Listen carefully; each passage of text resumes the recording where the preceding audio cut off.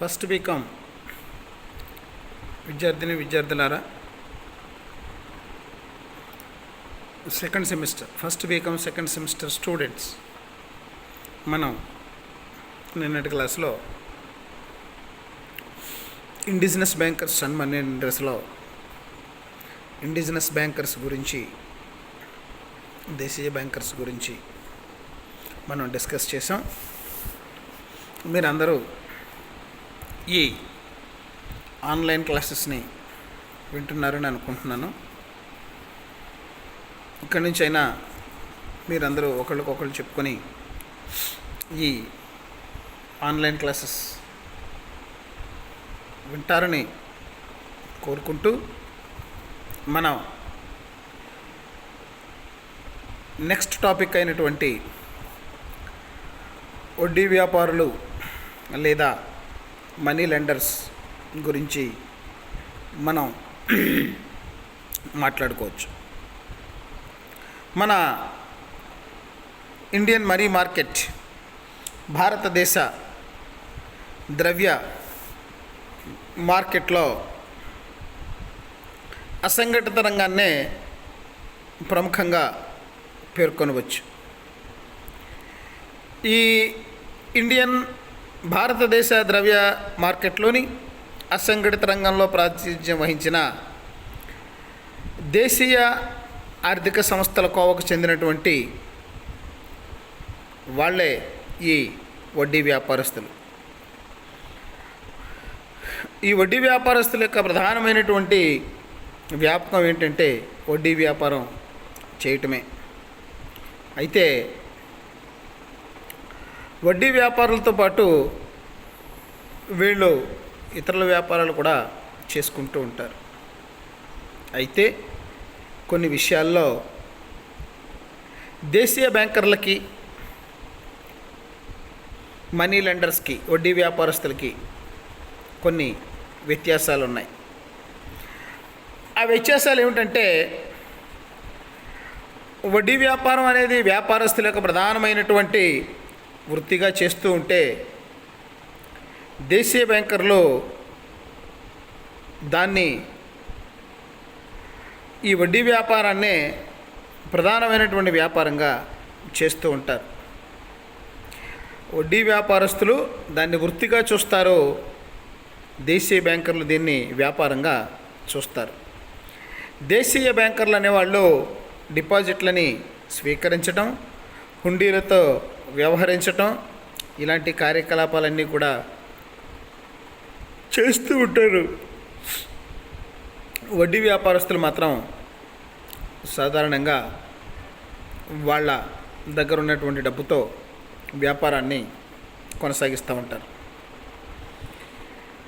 రెండవది, వడ్డీ వ్యాపారస్తులు సాధారణంగా వినియోగ రుణాలను ఇవ్వగా, దేశీయ బ్యాంకర్లు మాత్రం ఉత్పత్తి రుణాలని కూడా ఇస్తూ ఉంటారు. ఉత్పాదక రుణాలు అంటే వ్యాపార వ్యవహారాలకు సంబంధించిన రుణాలను కూడా దేశీయ బ్యాంకర్లు ఇస్తారు. ఈ వడ్డీ వ్యాపారస్తులు మాత్రం కేవలం వినియోగానికి మాత్రమే రుణాలని అందజేస్తూ ఉంటారు. మూడోది, వడ్డీ వ్యాపారస్తులు వాళ్ళ మంజూరు చేసినటువంటి రుణాలని దాన్ని ఏ విధంగా వినియోగిస్తున్నారు అనే విషయంలో వాళ్ళు ఏమీ పట్టించుకోరు. జస్ట్ వాళ్ళు అప్పుల్ని ఇచ్చామా లేదా అన్నది మాత్రమే చూస్తూ ఉంటారు. దేశీయ బ్యాంకర్లు మాత్రం ఈ రుణాలు ఏ పర్పస్ కోసం తీసుకుంటున్నారు, ఎలా వినియోగిస్తున్నారు అనే దాని మీద కొంచెం శ్రద్ధ వహించి రుణాలు తీసుకునేటటువంటి వారికి సూచనలు, సలహాలు, అడ్వైజెస్ ఇస్తూ ఉంటారు. వడ్డీ వ్యాపారస్తులు వాళ్ళ వ్యాపారాలన్నింటినీ కూడా సాధ్యమైనంత వరకు నగదు రూపంలోనే, నగదు ప్రాతిపదికగానే జరుగుతూ ఉంటుంది. అలాగే ప్రామిసరీ నోట్లు కూడా వీళ్ళు యాక్సెప్ట్ చేస్తూ ఉంటారు. దేశీయ బ్యాంకర్లు హుండీ లాంటి స్వల్పకాలిక పరపతి సాధనాల ద్వారా కూడా వ్యాపారం చేస్తూ ఉంటారు. అంటే ఇప్పుడు వడ్డీ వ్యాపారస్తులు నగదును బేస్ చేసుకుని చేస్తారు, లేకపోయినట్లయితే ప్రామిసరీ నోట్లు అలాంటివి కూడా యాక్సెప్ట్ చేస్తూ ఉంటారు ఫర్ సమ్ టైమ్స్. కానీ దేశీయ బ్యాంకర్లు మాత్రం ఈ నెగోషియబుల్ ఇన్స్ట్రుమెంట్స్ యాక్ట్లో ఒకటైనటువంటి హుండీలు ద్వారా కూడా వీళ్ళు వ్యాపారాలని కొనసాగిస్తూ ఉంటారు. వడ్డీ వ్యాపారస్తులు ఒక ప్రాంతానికి మాత్రమే వాళ్ళ వ్యాపారాలు పరిమితమై ఉంటాయి. దేశీయ బ్యాంకర్ల యొక్క కార్యకలాపాలు భౌగోళికంగా చాలా ప్రాంతాలకి విస్తరించబడి ఉంటారు.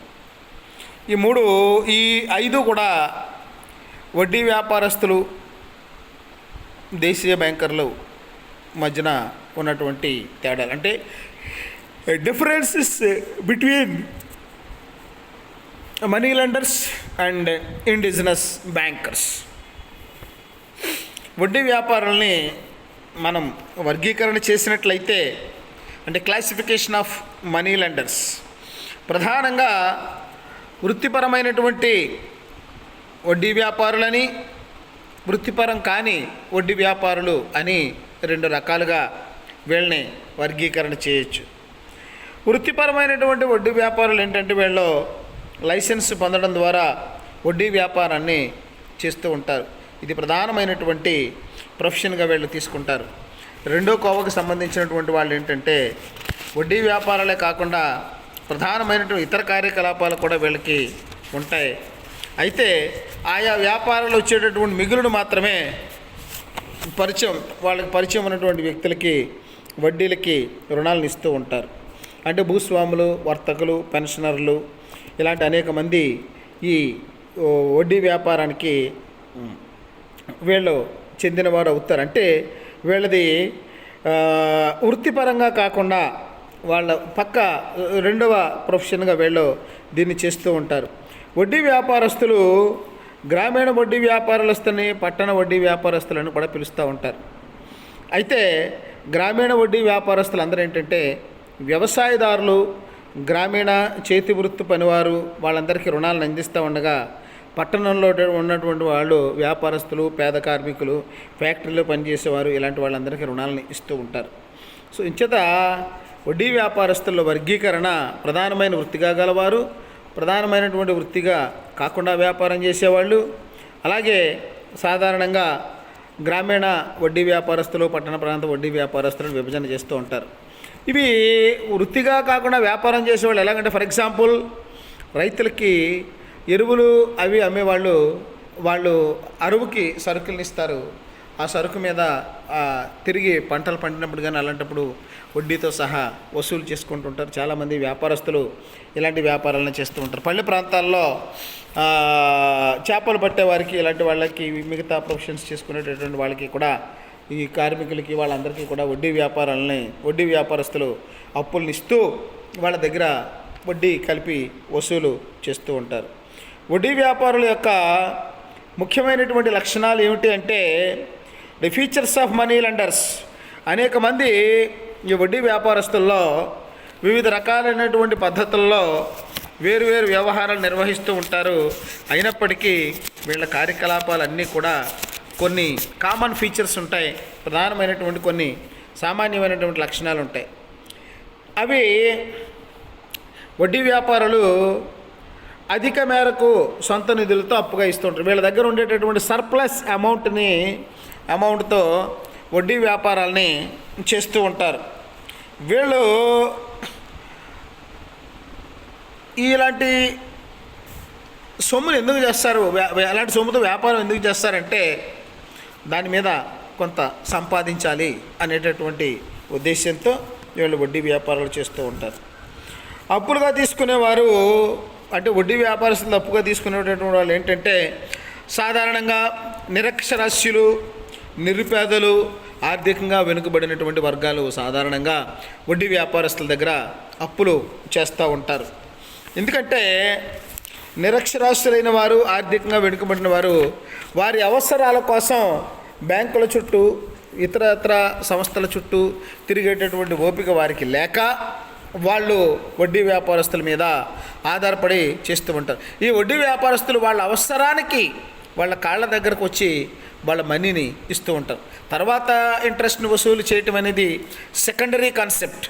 అయితే వీళ్ళు ఈ గ్రామీణ నిరుపేదలకి, నిరక్షరాస్యులకి, వీళ్ళందరికీ కూడా వడ్డీ వ్యాపారస్తులు అడిగిన తక్షణమే అమౌంట్ని ఇస్తూ ఉంటారు. కాబట్టి సాధ్యమైనంత వరకు వడ్డీల గురించి ఆలోచించకుండా వాళ్ళ దగ్గరికే పోతూ ఉంటారు. అయితే స్వభావరీత్యా వీళ్ళు అందించే అప్పులు రుణగ్రస్తుల నుంచి అధిక రాబడిని ఆశించే విధంగా ఉంటాయి. వీళ్ళు ఇచ్చే అప్పులు ఎలాగుంటాయంటే ఎక్కువ వడ్డీని ఆశించి వడ్డీ వ్యాపారాన్ని వ్యాపారస్తులందరూ కూడా చేస్తూ ఉంటారు. బ్యాంకుల్లో 9%, 13%, 14% ఇలాగ ఇంట్రెస్ట్లు ఉన్నట్లయితే వీళ్ళ దగ్గర 24%, 36% ఇలాంటి ఏర్పాట్లు ఉంటాయి. ఇలాగే కాకుండా వీళ్ళు అధిక అమౌంట్ని ఆశించడం ఎలాగంటే వడ్డీని ముందుగానే తీసుకుని మిగిలిన అమౌంట్ని ఇస్తారు. వాళ్ళు పూర్తి అమౌంట్ పే చేయాల్సి ఉంటుంది. ఇది వ్యాపారస్తునికి చాలా మేలు చేస్తుంది. సర్ప్లస్ అమౌంట్ మళ్ళీ ఇంకొకటికి లోన్ ఇచ్చుకోవడానికి ఉపయోగపడుతుంది. అలాగే కలెక్షన్ చేసుకునేటప్పుడు ఈ కలెక్షన్ అంతా మళ్ళీ తిరిగి వేరు అంటే మల్టిప్లై అవుతుంది. అంచేత వడ్డీ వ్యాపారస్తులందరూ కూడా రుణగ్రస్తుల నుంచి ఎక్కువ వడ్డీని ఆశించి ఎక్కువ రాబడిని ఆశించే వాళ్ళకి అప్పులను ఇస్తూ ఉంటారు. ఇవి రుణాలు నియంత్రణ లేని రుణాలు. వీళ్ళ మీద ఏ విధమైనటువంటి కంట్రోల్ ఉండదు. అప్పు ఎంతైనా ఇస్తారు, వడ్డీ ఎంతైనా తీసుకుంటారు. వసూలు చేసుకున్నప్పుడు వాళ్ళకి నచ్చిన విధానంలో వసూలు చేసుకుంటారు. దీని మీద ఏ విధమైనటువంటి నియంత్రణ ఉండదు. వడ్డీ వ్యాపారులు అందించేటటువంటి రుణాలు హామీగా ఉంటాయి, హామీలు లేనివి ఉంటాయి. అంటే బంగారము, వెండి ఇలాంటి వాటిని హామీలుగా పెట్టుకుంటారు. ఎవడో ఒకరిని మధ్యవర్తిగా పెట్టుకుంటారు. లేకపోయినట్లయితే ప్రామిసరీ నోట్లు అలాంటివి తీసుకుంటారు. అలాంటివి ఏమీ లేకుండా కూడా వీళ్ళు రుణాలని ఇస్తూ ఉంటారు. అయితే వడ్డీ వ్యాపారస్తులు రుణ వ్యవహారాలని చురుకుగా స్థిర నియమాలు లేకుండా మార్పులకు లోనవుతూ ఉంటాయి. ఇక్కడ వడ్డీ వ్యాపారస్తుల దగ్గర రుణాలు ఏ విధంగా ఉంటాయంటే మంచి స్పీడ్గా ఉంటాయి. నియమ నిబంధనలు ఏమీ ఉండవు, మార్పులకు లోనవుతూ ఉంటాయి. అంటే ఇక్కడ రుణదాత యొక్క అవసరాన్ని బట్టి, రుణగ్రస్తుని యొక్క అవసరాన్ని బట్టి రుణదాత వాళ్ళు వసూలు చేసేటటువంటి వడ్డీ రేట్లు, నియమ నిబంధనలు ఇవన్నీ మారుతూ ఉంటాయి. వాడి అవసరాలను బట్టి వీళ్ళు ఆ పద్ధతులను మార్చుకుంటుంటారు. చేత స్థిరమైనటువంటి నిర్ణయాలు, స్థిరమైనటువంటి విధానాలు ఏమీ కూడా వడ్డీ వ్యాపారస్తుల దగ్గర ఉండవు. అయితే ఈ వడ్డీ వ్యాపారస్తులు చేసేటటువంటి వ్యవహారాలు, వీళ్ళ పద్ధతుల్లో కొన్ని లోపాలు ఉన్నాయి. Defects of money lenders. వడ్డీ వ్యాపారస్తుల యొక్క పనితీరులో వీళ్ళు చాలా లోపాలు ఉంటాయి. ఒక పద్ధతి, ఒక పాడు ఏమీ లేకుండా వీళ్ళు వ్యాపారం చేస్తూ ఉంటారు. అది ఒకటి ఏంటంటే గ్రామీణ ప్రాంతాల్లో ప్రజల యొక్క అవసరానికి తీర్చడానికి సరిపడేటటువంటి మేర వడ్డీ వ్యాపారస్తుల దగ్గర వనరులు ఉన్నాయి. అంటే గ్రామీణ ప్రాంతాల్లో ప్రజల యొక్క అవసరాలు తీర్చడానికి అవసరమైనటువంటి నిధులు వడ్డీ వ్యాపారుల దగ్గర ఉండవు. ఇది ఒక డిఫెక్ట్. రెండోది, వడ్డీ వ్యాపారులు రుణాల స్వభావరీత్యా అధిక వడ్డీ రేటు ఉంటుంది. అవాంఛనీయమైనటువంటి పద్ధతులు కూడా ఇందులో ఉంటాయి. అంటే ఈ మొట్టమొదటి డిఫెక్ట్ ఏంటంటే వాడి దగ్గర వనరులు ఉన్నా లేకపోయినా వాడి రేంజ్లో వాడు వ్యాపారం చేస్తూ ఉంటాడు. అవసరాలు తీర్చాలనే ఉద్దేశంతో వ్యాపారం చేయడు. వాడి దగ్గర ఉన్న డబ్బు మీద ఎంతో కొంత వడ్డీ సంపాదించాలి అనేటటువంటి కాన్సెప్ట్ తోటే వాళ్ళు వ్యాపారం చేస్తూ ఉంటారు. అయితే స్వభావరీత్యా వడ్డీ వ్యాపారి అనేటటువంటి వాడు ఏంటంటే ఎక్కువ వడ్డీని వసూలు చేసుకోవాలి అనేటటువంటి విధానం ఉంటుంది. వసూలు చేసుకోవడానికి వాళ్ళు ఏ పద్ధతినైనా అవలంబిస్తూ ఉంటారు. అవాంఛనీయమైన పద్ధతులు అనేక రకాలుగా ఉన్నాయి. ఆ పద్ధతులన్నింటినీ కూడా వీళ్ళు అవలంబిస్తూ ఉంటారు. అంచేత వడ్డీ వ్యాపారుల దగ్గర అప్పు చేసేవాడి పరిస్థితి ఎలాగుంటుందంటే వాడి అవసరానికి అప్పు చేస్తాడు. అవసరం తీరిన తర్వాత వాడు అప్పు తీర్చలేని పరిస్థితి వస్తే అప్పుడు అనేక ఇబ్బందుల్ని ఎదుర్కోవాల్సి వస్తూ ఉంటుంది.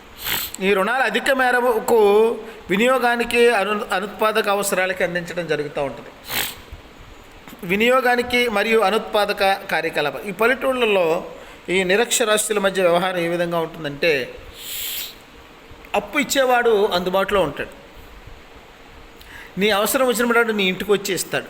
కానీ తర్వాత వాడి ప్రతాపాన్ని చూపిస్తాడు. ఫర్ ఎగ్జాంపుల్, ఇట్లో ఏదైనా ఎవరైనా అనుకోకుండా ఒక ముసలాయన ఎవరైనా చచ్చిపోతే అవసరానికి వాళ్ళ దగ్గర డబ్బులు ఉండవు.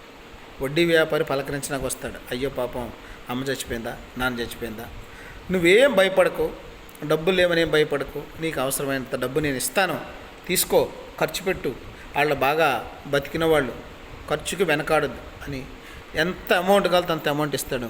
తర్వాత వాడి విశ్వరూపాన్ని చూపిస్తాడు. అప్పు తీర్చలేకపోయినట్లయితే ఆస్తుల్ని కూడా వాళ్ళు హ్యాండ్ ఓవర్ చేసుకోవడానికి వెనుకాడరు. ముందు ఎంత ఈజీగా వాళ్ళు రుణాలని అయితే శాంక్షన్ చేస్తారో అంత ఈజీగా తర్వాత మన యొక్క ఆస్తుల్ని కాజేయడానికే ప్రయత్నాలు చేస్తూ ఉంటారు. సాధ్యమైనంత వరకు ఇక్కడ అనుత్పాదక కార్యకలాపాలు ఏంటంటే చావులు, పెళ్ళిళ్ళు, పుట్టినరోజులు, పండగలు, పబ్బాలు ఇలాంటివన్నింటికి కూడా ఇలాంటి కార్యక్రమాలకి పెట్టినటువంటి ఖర్చు సాధారణంగా తిరిగి రాదు. అయితే ఇలాంటి యాక్టివిటీస్కే ఈ రుణాలని ఇచ్చేవారు, మనీ లెండర్స్ ఇచ్చేవారు వాళ్ళు ఎక్కువగా ఉత్సాహాన్ని చూపిస్తారు. అలాగే అనుత్పాదక కార్యకలాపాలకు ఉపయోగించి తిరిగి రాదు కాబట్టి అప్పులు తీర్చలేని పరిస్థితి వచ్చినప్పుడు వాళ్ళు అవసరమైనటువంటి సోర్స్ పద్ధతుల ద్వారా ఉపయోగించుకుంటుంటారు. వడ్డీ వ్యాపారస్తులు వ్యవసాయ భూములపై పెరుగుతూ ఉన్నటువంటి పంటలు అంటే స్టాండింగ్ క్రాప్స్ హామీగా రుణాలను ఇస్తారు. ఈ విధంగా వ్యవసాయదారులు తక్కువ ధరకి తమ పంటలను అమ్మే విధంగా ఒత్తిడి చేస్తూ ఉంటారు. ఇది వ్యవసాయదారులకి, చేపల వేటకు వెళ్ళేటటువంటి వారికి, మిగతా చేతి వృత్తుల వారికి వాళ్ళకి అవసరమైన సమయంలో వీళ్ళు అప్పులు ఇస్తారు. కానీ వాళ్ళ దగ్గర ఉండేటటువంటి ప్రోడక్ట్స్ అమ్మే పరిస్థితి వచ్చినప్పుడు వీటి మీద వడ్డీని వసూలు చేస్తారు. ప్లస్ కొనేటప్పుడు ఆ వస్తువుల్ని తక్కువ ధరకి కొనుగోలు చేస్తూ ఉంటారు. ఆ విధంగా ప్రెషర్ బిల్డప్ చేస్తూ ఉంటారు వీళ్ళు. అంచేత ఈ వడ్డీ వ్యాపారస్తులు అనేటటువంటి వాళ్ళు రెండు విధాలుగా వీళ్ళని దోపిడీ చేసేటటువంటి ప్రయత్నం చేస్తూ ఉంటారు. ఈ వ్యాపారస్తులు పంటల మీద మిగతా పరిస్థితుల్లోనూ అప్పులు ఇచ్చి ఆ పంట చేతికి వచ్చినప్పుడు తక్కువ రేట్లకి కొనుగోలు చేస్తూ ఉంటారు. అధిక వడ్డీని వసూలు చేయటమే కాకుండా అప్పులు ఇచ్చినటువంటి సొమ్ము కన్నా ఎక్కువ మొత్తాలకి ప్రామిసరీ నోట్లు వ్రాయించుకుంటుంటారు. గ్రామీణ పేద ప్రజలు, చిన్నకారు రైతులు, నిరక్షరాస్యులు వాళ్ళ యొక్క అవసరాన్ని, అమాయకత్వాన్ని ఈ వడ్డీ వ్యాపారస్తులు దోపిడీ చేసి దాన్ని వాళ్ళ ప్రజల యొక్క ధనాన్ని దోచుకుంటూ ఉంటారు. ఈ ఉదాహరణకి ఇదేంటంటే సొమ్ము ఇచ్చేటప్పుడు ఎంటీ నోట్స్ అంటే without amount and without date వాళ్ళు వ్రాయించుకొని ఏంటి వాళ్ళ దగ్గర ఉండేటటువంటి పేదరికము, నిరక్షరాస్యత, రెండోది వాళ్ళ అవసరం, అమాయకత్వం, ఈ కారణంగా వడ్డీ వ్యాపారస్తులు వాళ్ళని అనేక రకాల ఇబ్బందులకి గురి చేస్తూ ఉంటారు. తర్వాత భూమి తాకట్టు మీద రుణాలు ఇచ్చి భూమిని తన సొంతం చేసుకోవడానికి వీళ్ళు ప్రయత్నం చేస్తూ ఉంటారు. భూమి తాకట్టు మీద లేకపోతే భూమి హామీగాను వ్యాపారాలు చేస్తూ వాటిని వీళ్ళు కబ్జా చేసేటటువంటి ప్రయత్నాలు చేస్తూ ఉంటారు. వడ్డీ వ్యాపారస్తులు ధాన్యం వ్యాపారం చేస్తూ ఉండడం వలన వ్యవసాయదారుల పంటను తక్కువ ధరలకు కొనుగోలు చేస్తూ ఉంటారు. అంటే పంటలు వేసేటప్పుడు, సస్యరక్షణ, పురుగు మందులు వాడేటప్పుడు ఇలాంటి సందర్భాల్లో వడ్డీ వ్యాపారస్తులు ఈ వ్యవసాయదారులకి అప్పులు ఇస్తూ ఉంటారు. ఆ అప్పులు ఇచ్చి పంట చేతికి వచ్చినప్పుడు తక్కువ ధరకి ఈ పంటల్ని కొనుగోలు చేస్తూ ఉంటారు. అయితే ఇది 2004 సంవత్సరంలో మొత్తం గ్రామీణ పరపతిలో వడ్డీ వ్యాపారస్తుల పాత్ర 70% ఉందని అంచనాయే కాదు 70% పైగానే ఉంటుంది. ఎంచేతనంటే భారతదేశంలో ఈ indigenous bankers and money lenders, indigenous bankers కన్నా మనీ లెండర్స్ ఈ గ్రామీణ రుణాలని కోరుకునేటటువంటి వారికి ఏటీఎం లెవెల్లో ఉపయోగపడుతూ ఉంటారు. ఇది ఏ వ్యవస్థలోనూ కూడా ఇంత ఈజీగా మనీ అనేది రాదు. వాళ్ళు ఇబ్బందులకు గురి చేసినా, ఎక్కువ వడ్డీ వసూలు చేసినా, తక్కువ ధరకు పంటలు కొన్నా, ఇలాంటివి ఉన్నా ఈ మనీ లెండర్స్ దగ్గర, వడ్డీ వ్యాపారస్తుల దగ్గర రుణాలని తీసుకోవడానికి ప్రధానమైనటువంటి కారణం ఏంటంటే ఈజీ లోన్స్, మనీ చాలా తొందరగా ఈజీగా వీళ్ళకి చేతికి వస్తుంది. అంచేత ఈనాటికి కూడా 80% of the rural and agriculture credit అనేటటువంటిది ఈ వడ్డీ వ్యాపారస్తుల ద్వారానే పొందుతూ ఉంటారు అన్నది నిస్సందేహంగా చెప్పవచ్చు. గ్రామీణ వ్యవసాయ ప్రాంతాలలో ఈ రీజనల్ రూరల్ బ్యాంక్స్ ఉన్నా, కోఆపరేటివ్ సొసైటీస్ ఉన్నా, ఎన్ని వ్యవస్థలు ఉన్నప్పటికీ కూడా ఈ రోజుకి వ్యవసాయదారులు వడ్డీ వ్యాపారస్తుల మీదే ఆధారపడి ఉన్నారు. ఆ వడ్డీ వ్యాపారస్తులు ఎరువుల్ని అందించవచ్చు, పురుగు మందులను అందించవచ్చు, విత్తనాలను అందించవచ్చు. ఏ రూపంలో అయినా సరే వాళ్ళు చేసేటటువంటి బిజినెస్ మాత్రం వడ్డీ వ్యాపారమే. ఈ విధంగా భారతదేశ ఆర్థిక వ్యవస్థలో ఈ దేశీయ బ్యాంకర్లు, వడ్డీ వ్యాపారస్తులు కూడా ఈ ఎక్కువ అధిక భాగాన్ని వీళ్ళ ద్వారానే వస్తూ ఉంది గ్రామీణ రుణగ్రస్తత. అయితే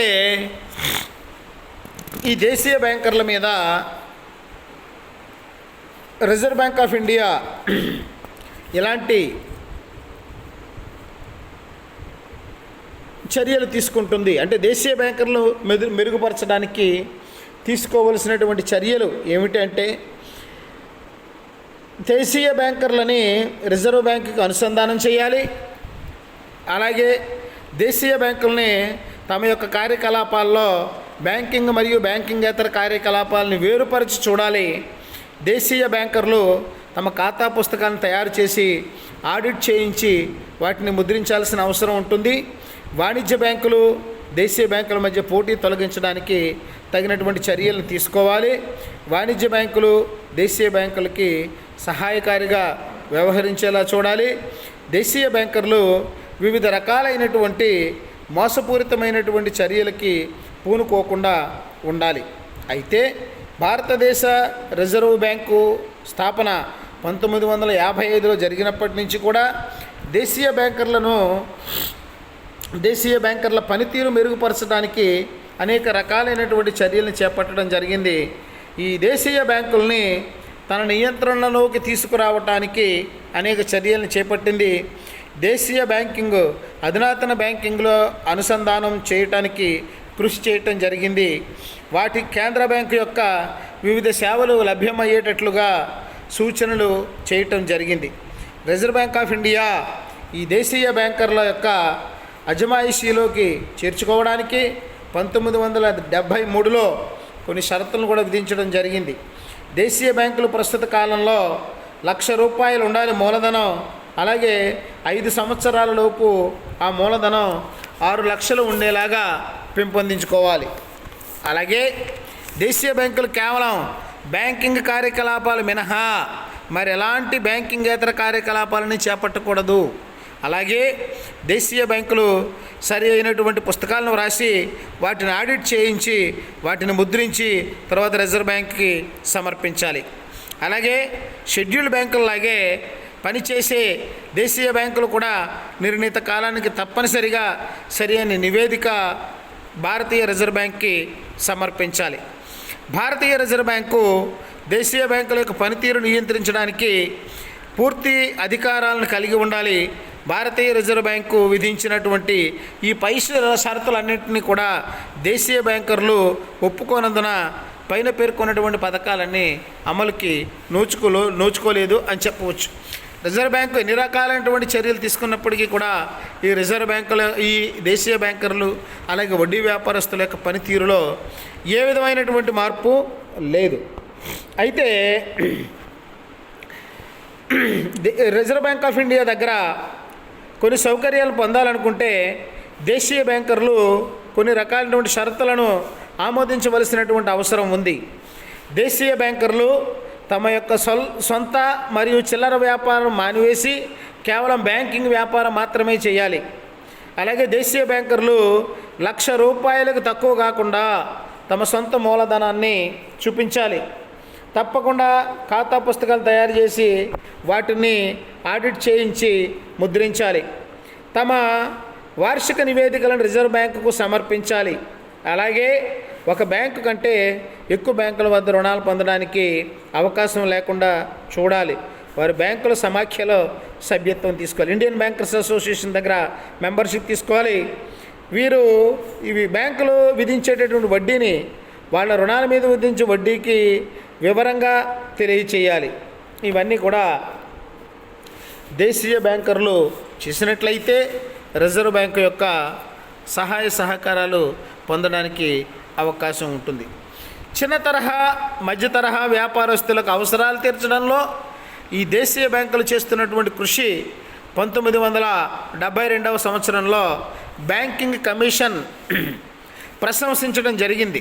ఎంచేతనంటే ఈ రంగాల్లో ఈ చిన్న తరహా మధ్య తరహా వ్యాపారాలు వాళ్ళ యొక్క అవసరాలు తీర్చడంలో వాణిజ్య బ్యాంకులు నిర్లక్ష్యం చేస్తూ ఉన్నాయి.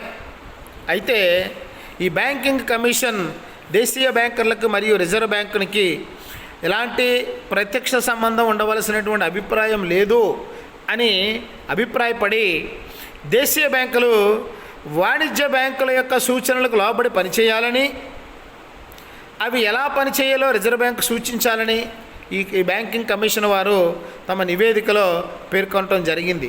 అంటే దేశీయ బ్యాంకులు హుండీలను డిస్కౌంట్ చేసుకోవటం, రీడిస్కౌంటింగ్ ఫెసిలిటీస్ ఇవన్నీ కూడా చేసుకోవడానికి వాణిజ్య బ్యాంకులు కొన్ని సౌకర్యాలని ఏర్పరచాలని కూడా ఈ బ్యాంకింగ్ కమిషన్ అభిప్రాయపడింది. ఈ అభిప్రాయం ప్రకారం వాళ్ళు దేశీయ బ్యాంకుల్లో పాటించాల్సినటువంటి కొన్ని నియమ నిబంధనలని ఈ బ్యాంకింగ్ కమిషన్ సూచించడం జరిగింది. ఆ సూచనలన్నీ పాటించినట్లయితే వాళ్ళు బ్యాంకులు, వాణిజ్య బ్యాంకులు రిజర్వ్ బ్యాంకు యొక్క సహాయ సహకారాలని పూర్తిగా పొందడానికి అవకాశం ఉంటుంది. ఈ రోజుకి కూడా దేశీయ బ్యాంకర్లు వడ్డీ వ్యాపారస్తులే గ్రామీణ రుణ వ్యవస్థలో ప్రముఖమైనటువంటి పాత్ర వహిస్తున్నారు అని ఖచ్చితంగా నిక్కచ్చిగా మనం చెప్పవచ్చు. సో ఈ విధంగా మీరందరూ కూడా దేశీయ బ్యాంకర్లు వడ్డీ వ్యాపారస్తులకి సంబంధించినటువంటి అంశాన్ని మీరు యూట్యూబ్ ద్వారా వినండి. మీరందరూ కూడా యూట్యూబ్ పాఠాలని విని సబ్స్క్రైబ్ చేయండి. మీకు యూట్యూబ్లో మీరు ఎంతమంది మీరు చూసినట్లయితే వాళ్ళందరి యొక్క అటెండెన్స్ రికార్డ్ చేయబడుతుంది. దయచేసి మీరందరూ కూడా ఈ యూట్యూబ్ లెసన్స్ని సబ్స్క్రైబ్ చేసి వినండి. Thank you one and all. రేపటి కార్యక్రమంలో భారతదేశంలో అభివృద్ధి banking, development banking in India అనే దాని మీద మనం రేపు డిస్కస్ చేద్దాం. Thank you.